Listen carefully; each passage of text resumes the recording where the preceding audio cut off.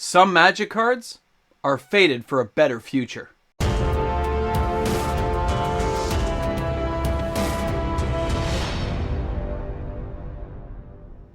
With over 25,000 unique Magic cards in existence, it really shouldn't come as a surprise to anyone that not everyone remembers every single card. There's just too many. Welcome back, everyone. MTG Moxman here. Thanks again for hanging out with me on my channel today and taking the time to join this Magic conversation today. We're going to be looking at some amazing cards today in the Card Watch video. Only one of them is reserve list, I believe, but a lot of these cards have never been reprinted, and some of them are offering some very unique playability options, which I will explore with you during the video today. But the more I see new cards coming out like Aftermath and the sales figures attached to the singles market right now, it really lends itself to wonder, with this many cards, how many old cards could make a comeback? How many old cards are just kind of forgotten about because nobody's looked them up in a long time and nobody's explored playing with them and seeing if they have better applications, I guess, to be used nowadays in more modern decks? And that's what I want to go with you on the journey today, because these cards are cards you should be watching. You should be looking at ways that are cheap, viable, and playable for enjoyment when it comes to Magic the Gathering. I can't believe when I saw some of these cards how cheap they were. And I looked at them and said, why isn't somebody buying this card? Why is this one not selling? Is it just, it's not playable in today's formats? It's just not quick enough? It's useless? That's what we're going to go through today. Because I think some of these cards are not just junk. They actually have playable options that I think I've solved the riddle to. And we'll see what you guys think in the comment section. Because I'm sure with the lively debate we have here on the channel, some of you guys will let me know how ridiculous my thought patterns are as the Mox man, nachos and cheese lover and all that. An old school thinker, the way at least the style I play, versus the new faster way of doing things. Because you guys are pretty quick out there. You guys give me ideas all the time that I didn't even think about until afterwards. Very good stuff. But the sales speak for themselves. People are staying away from sealed boxes right now. That's the whole other video I did on that. And when we look at this stuff going forward and the sales volumes attached to a lot of the singles market, it's leaving me so many cards to count in each and every week, especially mana-based cards right now are just so crazy in demand that it's hard to keep track of all these sales going on and how many mana-based cards people have forgotten about. Anyway, something to talk about in a future video. Let's take a look at some awesome cards. Let me know what you guys think in that comment section. Let's check it. Our first card we're discussing today is Season of the Witch from the Dark. This card has been as high as around $80, $90, and here we have it at a market price of $32.33. But if you went looking on TCG Player, you would find you can get this card for $20 to $25. Crazy prices. Season of the Witch is a 3 black casting cost enchantment. I've always loved the artwork. It reminds me of Halloween, that horror movie from like the 80s. At the end of each player's turn, all of his or her untapped creatures that could have attacked but did not are destroyed. If you do not pay 2 life during your upkeep, Season of the Witch is destroyed. Effects that prevent or redirect damage may not be used to counter this life. I love this card. I've used it for many times over the years. What always got me is there are ways to work around cards like this. Remember, if your creatures happen to be tapped, that means they can't attack. So we used to like tap our own stuff with ices to stop it from happening. Crazy combos like that will work. But this is a card that can mess people up because there are all kinds of infinite possibilities to make people's creatures attack. They're not going to be ready for it, and it can mess them up by destroying key creatures and key things people want. And since it's each player's turn and it's not like a singular opponent, this is going to work very well in a commander game that needs to limit the amount of creatures in the battlefield, especially if your deck isn't playing any. So keep an eye on this card, guys. I've been watching this one very closely. It's been drifting down. I think it's got a little bit further to go before people really start snatching up, but I'll be honest, I did grab a couple extra copies for the patrons. It just makes sense to have extra copies around for prizes and giveaways. It's too cheap. Too cheap in my liking, so I'll be honest, I grabbed a few more. Now let's take a look at the next card. This is Rumbling Crescendo. Hasn't been reprinted as far as I can tell. Urza's Saga, and if I'm wrong, you guys can slam comments down and just say, you're wrong, Moxman! But let's take a closer look at this card. It's an enchantment, 2 red, 3 generic. Love the artwork. During your upkeep, you may put a verse counter on Rumbling Crescendo. 1 red, Sacrifice the Rumbling Crescendo, destroy up to X target lands, where X is the number of verse counters on Rumbling Crescendo. Now, you would think 5 is really hard to get out, but we all know nowadays it's not hard. Turn taking, very possible. Building up all kinds of crazy verse counters and wiping out a whole bunch of people's lands, yeah, this is a 47-cent card that when used correctly and in the right build, with an enchantment deck or some kind of land destruction deck, and I know you don't really see a lot of that in Commander, but guys, things like this are never prepared for. I'll tell you right now, I've done some land destruction in Commander, and people hate you for it, but they don't know it's coming. They don't see it. They don't think of it as a possibility. And cards like this, which I didn't even know existed, can really lend itself to how can I get more turns to make this card more playable, to get more verse counters on. What are the things I can add to make this better? Proliferate things. What can I do to make this card work in a deck where I can get so many counters that I can blow up all kinds of lands? That's what I'm talking about, guys. This is one of those cards I think could have a possible future depending on what cards get built in the next few years, next half decade, to really make cards like this, you know, just more playable per se, okay? Just one of those things. Now our next card is Hidden Predators. Urza Saga, again, a 30-cent card. Not expensive, guys. But it's interesting because of how many enchantments are available nowadays. This is a 1-green enchantment. When one of your opponents controls a creature with power 4 or greater, if Hidden Predators is an enchantment, Hidden Predators becomes a 4/4 creature that counts as a beast. So for 1, you can get a 4/4 creature. And remember this, there are ways of temporarily boosting creatures' power levels to make this become a creature. It's kind of cool. I like the idea of stuff like this because what is the future of a card like this? How can it be played to really get it going? And I look at it and say, maybe nothing's been built yet. Maybe you guys can think of some great ideas.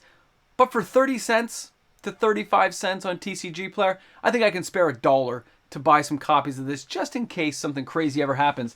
And yes, remember, it'll get reprinted. I get it. But it's an original printing. I like the artwork too. Just a cool card. For the price, you just can't go wrong. Our next card here is back to basics, and it's Urza Saga.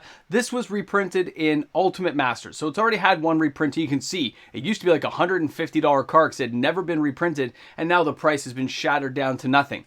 But I recently saw this played, and it was just brutal to watch a Commander player bust this out. As a 1 blue, 2 generic enchantment, very easy to cast. Like a lot of the Urza Saga stuff, it's very broken as a card.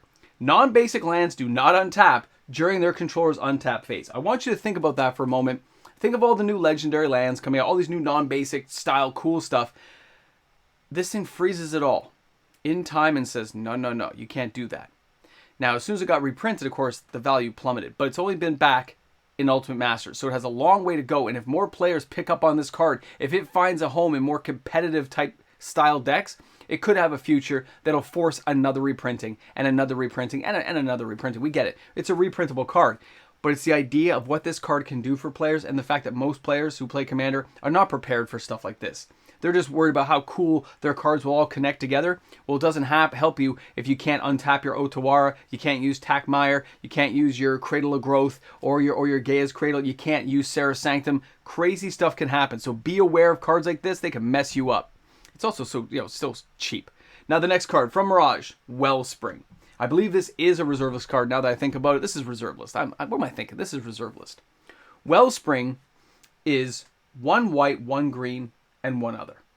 Now when this comes into play, you gain control of enchanted land.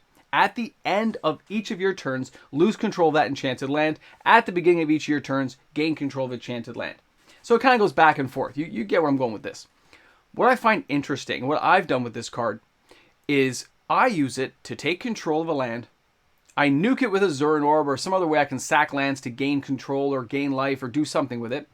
And I let it go to the graveyard. And then I recycle it. I find a way of bringing this card back.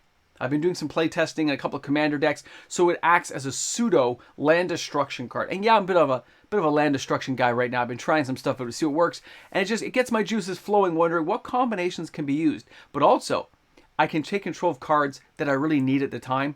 You know, you can take control of somebody who's got some crazy land you need, such as a Maze of Ith to save yourself. There's things you can do. Or you want to blow up that Maze of Ith because it's stopping your creature from attacking. It's stopping your 10/10 Dino Rider. I get it. I look at this stuff and say, the possibilities are endless. And you look at that price tag being $1.48, this is a very cheap reserve list card. I already bought, I think I have 16 of this card somewhere in a binder. I didn't need any more. I bought near mint ones when they were like, $1 a piece. And it's around that price again. But it's been as high as 16, 17 bucks during the height. Will it reach there again ever? I don't know. But I always had fun playing with this card. I'm trying it in Commander to see if I can make some crazy stuff work, though, in a 5 color. Now, the next card. Reserve list card, Guiding Spirit from Visions. Man, I was totally wrong about how many cards I put in this video, wasn't I? I think I just put so many cards I was getting confused. I don't know what it is. It's like old age setting in here. If we take a closer look at Guiding Spirit, the market price is $2.19. It's been as high as $6 or $7. But what does this card do for the player? It is 1 blue, 1 white, 1 generic for a 1/2 flying summon angel. So we got an angel that flies. It's really weak. Okay, what does it do though? It says tap. If the top card of target player's graveyard is a creature card, put that card on top of that player's library. Talk about a political card that can be used in Commander or in any type of multicolored angel deck where you can put your own cards back on top of your library if somebody's killed it. Pretty amazing. Pretty significant. And so inexpensive that it just can't be ignored. I'm not saying it's the most playable card ever, but really it's a pretty reasonable casting cost for what it can do for you to bring things back. And in a multicolored deck where this could bring back creatures, you could have other things like Tack Numa to bring back creatures. You have dredge decks going. With 5 color becoming such a big option for players, I don't think cards like this should be ignored. It has possibilities out there that I think people should be looking into. At that price point, what, less than $10 to get 4? It's crazy. Oh, here we go. This is the Taiga Rum Piper. It is from Visions. It's a Minotaur. It's 19 cents. This is a very insignificant card. What I find interesting is, as a 1 red, so it can be splashed in a lot of places, 4 generic for a 3/3. Definitely not the most aggressive, powerful creature from the time. But all creatures with flying, able to block the Taiga Rum Piper, must do so. I understand it doesn't seem like much. It doesn't have a lot of playability. It doesn't, you just don't think about it, right? The Pied Piper and all that stuff, all the rats. But I look at this and say, imagine you can force all the opponent's creatures to have flying. There's cards that do that. Every creature gains flying. And you look at the Piper here, you have some other big cards in the battlefield, or a way of sneak attacking or getting stuff out. You attack with this, other creatures come out and they have to block with the Piper. And we used to put lure on stuff like this, right? And, kill all the creatures and, old school Magic. But I look at this and say there are possibilities nowadays that most players don't even think about with cards that are this insignificant. And there's always the possibility, didgeridoo, other Minotaurs coming up, that these will become more valuable as time goes by for some kind of Minotaur tribal deck. I don't know. I just like the card. I think it has possibilities in my head. That's where we're going with that one. Okay, our last card today. I use this card as a pseudo time walk, and allow me to explain. This is Peace Talks from Visions. This card's 24 cents. It costs nothing. But let's look at what the card does.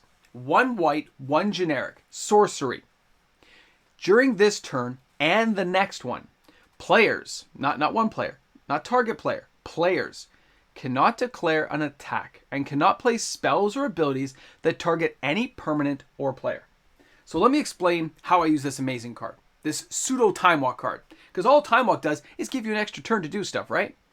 Well, this one is stopping everyone else from doing something, so it's the same as giving yourself an extra turn, extra bit of breathing room. But what I like is, it also doesn't let them cast any spells. They can lay creatures out, they can put an enchantment out, I get that. But you're not directly coming after me. I like that kind of stuff. Now, when you look at this card, most people don't think much of it. But you can attack before you cast it. So I used to hit people with this, sliver decks, stuff like that, smack them around a little bit, then I cast this before the end of my turn. So I've gotten my attack phase in. I've done my damage. Now everyone's kind of frozen in time. And you have to go all the way around the block until you come back to me and it starts all over. A card like Peace Talks for 25 cents from Visions. And to me, I do use it like a pseudo form of Time Walk when I'm desperate. Time Walk just gives you an extra turn. This does the same thing. It freezes everyone in time. No attacking me. No doing anything. You gotta wait till the next turn. Don't do it. Yes, they get to draw cards. Yes, they get to cast stuff out. But as long as they're not directly hitting you, directly doing something bad to me, they gotta wait another whole turn. And I could have attacked them first before I cast this spell. You can find ways of flashbacking, rebounding, recursoring this through your deck, shuffling it back into your library. There's all kinds of spells that let us go through nowadays and find that card over and over again. Crazy stuff can happen with old cards with new builds that nobody even looks at most of the time. And this is one of those cards, I think, for 25 cents, just buying it and having it, amazing. Amazing stuff, guys, and so much fun to play with this stuff. So thanks again for hanging out with me on the channel. If you made it this far in the video, kudos to you. You made it till the end. Respect. And of course, if you enjoyed the content today, don't forget to give this video a thumbs up, like and subscribe to the channel. Turn your notification bells on, as we do have daily uploads each and every day, 11:15 Eastern Standard Time. Looking forward to the top 10 video tomorrow and the reserve list edition Hot 10 on Sunday. Can't wait to see what's going on, and I'll see you guys on the live stream on Sunday as well. Have an awesome day. Thanks for hanging out with me today. Alright guys, a big shout out and thank you to the fantastic patrons of the channel. And yes, in case you're wondering, I just noticed that some of the names have been blanked out because I updated the Patreon list. I will have to fix that. I apologize to all my amazing patrons, and I'll see you guys soon. You rock. Welcome back to the end. I got the coffee in hand. Thanks for chilling with me in the ramble section. This is the end Marvel cutscene where they're sitting around having a falafel and just kind of going, we saved the world, you know? That's how I feel right now. And I gotta be honest, I can't wait to see the top 10 tomorrow. I gotta do the counts and get everything together tomorrow night so I can have the numbers ready for Saturday, right? But guys, Aftermath singles, still crazy. Crazy. But I'm really wondering if Pathways and Triumphs are gonna make that list because the sales have just been so high. Especially some of the stores I've been contacting. They've had higher sales too, kind of discreetly, but then they notice that sales are happening because I sent them emails and they're looking into it and they look with their sales guys. I'm like, yeah, we've actually sold quite a few, and that's something you can't ignore because it's kind of quiet, right? It's like, hey, sale here, sale there. But it's not like people are cracking Ikoria right now, and they haven't reprinted it. It's been a couple of years. I'm just saying things can happen to those cards. They can start to go up, and yeah, they'll be primed for a reprint. Don't get me wrong, but I'm curious to see how that will all pan out with Wizards of the Coast going forward. Interesting times. So thanks a lot for hanging out. Thanks for being here at the end. Can't wait to see you guys in the live stream on Sunday. We'll have a good time again. We'll have the wheel going round and round. We'll see what comes up, and you guys rock. You know it's true. We're gonna put Ash in the comment section. Yeah. Well, you know what? We're doing so good. Hold on. Don't go anywhere. Don't go anywhere. Don't go anywhere. We're having some fun here. Don't go. We're gonna work this out. Hold on. Hold on. Sure. Core 2019. Went into the 20K box. So that's another thing in the 20K, but you might want to pay attention to the 20K box. We are getting closer. We're getting closer, man. We're only 3,800 and change. That blows my mind. This 20K party's going to happen. Whoo! Gets me kind of excited. You guys are awesome. Have an awesome day.